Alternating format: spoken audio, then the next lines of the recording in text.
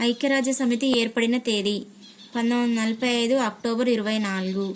2014 నాటికి ఐక్యరాజ్య సమితిలో ఉన్న సభ్య దేశాలు 193. అంతర్జాతీయ న్యాయస్థానం ఉన్న నగరం ది హేగ్.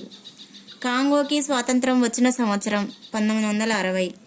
అంగోలా ఈ దేశం నుండి స్వాతంత్రం పొందింది. పోర్చుగల్. తాలిబాన్లు అనే తీవ్రవాదులు ఈ దేశానికి సంబంధించిన వారు. ఆఫ్ఘనిస్తాన్.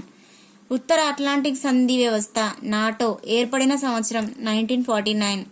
మొదటి ఉపగ్రహం అయిన స్పుత్నిక్ని అంతరిక్షంలోకి పంపిన దేశం రష్యా. అంతరిక్షంలోకి వెళ్లిన మొదటి వ్యక్తి యూరీ గగారిన్. బాండుంగ్ సమావేశం జరిగిన సంవత్సరం 1955. హలీనోద్యమం రష్యాకి దగ్గరగా ఉందని భావించిన దేశం అమెరికా. వాగ్దత్త భూమి అని దేనిని అంటారు? పాలస్తీనా. యూరప్, ఆసియా మధ్య ప్రాంతాన్ని ఇలా పిలుస్తాము, పశ్చిమాసియా. మధ్యప్రాచ్యంలోని సమస్య మరింత సంక్లిష్ట రూపం దాల్చడానికి కారణము చమురు. ఇజ్రాయెల్ ఏర్పడిన సంవత్సరం 1948. పాలస్తీనా విముక్తి PLO ఆవిర్భవించిన సంవత్సరం 1964. యాజర్ హరాఫత్ చనిపోయిన సంవత్సరం 2004. USSR రద్దయిన సంవత్సరం 1991. పంచశీలను రూపొందించిన వారు జవహర్లాల్ నెహ్రూ. కమ్యూనిస్టు చైనా ఏర్పడిన సంవత్సరం 1949. భారత్ చైనాల మధ్య సరిహద్దు రేఖ మెక్మోహన్ రేఖ. 1950లో డాష్ని చైనా తనలో కలిపేసుకుంది. టిబెట్ని.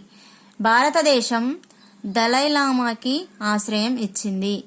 చైనా డాష్ సంవత్సరంలో భారతదేశంపై దండెత్తింది. 1962. విభజన తర్వాత డాష్ దేశాల మధ్య నిరంతరం ఘర్షణలు కొనసాగుతున్నాయి. ఇండియా, పాకిస్తాన్. 1965లో భారతదేశానికి ప్రధానమంత్రిగా డాష్ ఉన్నారు లాల్ బహదూర్ శాస్త్రి. 1970 ఆరంభంలో పాకిస్తాన్ తీవ్ర డాష్ను ఎదుర్కొంది, అంతర్గత సంక్షోభంని. తూర్పు పాకిస్తాన్ నుంచి వేలాది డాష్ భారతదేశానికి రాసాగారు కాందీ షీకులు. తూర్పు పాకిస్తాన్ విముక్తి చెంది డాష్గా ఏర్పడింది బంగ్లాదేశ్. జుల్ఫికర్ అలీ భుట్టో ప్రధానమంత్రి ఇందిరాగాంధీ నేతృత్వంలో రెండు దేశాల మధ్య డాష్ ఒప్పందం కుదిరింది. సిమ్లా ఒప్పందం కుదిరింది. బంగ్లాదేశ్, భారత్ల మధ్య డాష్ పంపకం వంటి అనేక అంశాలపై విభేదాలున్నాయి.